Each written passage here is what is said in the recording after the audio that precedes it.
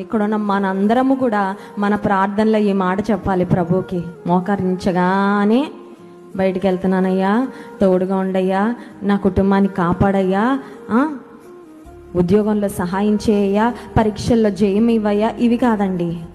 నా హృదయము యెహోవా యందు, lord I rejoice in you, నేను నీ యందు ఆనందిస్తున్నానయ్యా, నీ యందు నేను సంతోషిస్తున్నాను. ఆమె దేవునితో చెప్తుంది, దేవా ఈ కుమారుణ్ణి నీ సేవకు సమర్పిస్తున్నప్పటికీ నేనేమీ బాధగా చేయట్లా, సంతోషంగా చేస్తున్నా. స్తోత్రం చెప్దాం, హల్లెలూయా.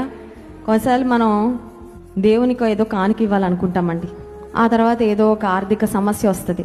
అంత పెద్ద కానుక ఎందుకు అనుకున్నాను అనుకోకుండా ఉంటే, అయ్యో నేను సాక్ష్యం చెప్దాం అనుకున్నాను కానీ అంతమంది మధ్యలో నిలబడితే నా చేతిలో నిగిపోతాయే, అందరూ చూసి నవ్వుతారేమో, ఇది కూడా ఒక సాక్ష్యమేనా, ఇది కూడా చెప్పాలా అనుకుంటారేమో.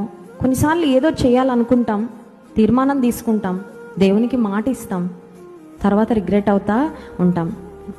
ఆనందిస్తానయ్యా, నీలో నేను సంతోషిస్తాను. నా ప్రార్థనలో మొదటి అంశము, మనందరి ప్రార్థనలో కూడా ఉండాల్సిన అంశం ఏంటంటే, దేవా నేను నీ యందు సంతోషిస్తున్నాను, నేను నీ యందు ఆనందిస్తున్నాను, నేను నిన్ను బట్టి ఆనందిస్తానయ్యా. నా పరిస్థితులు ఎలా ఉన్నా it doesn't matter to me, నాకేం పర్వాలేదు, నిన్ను బట్టి నేను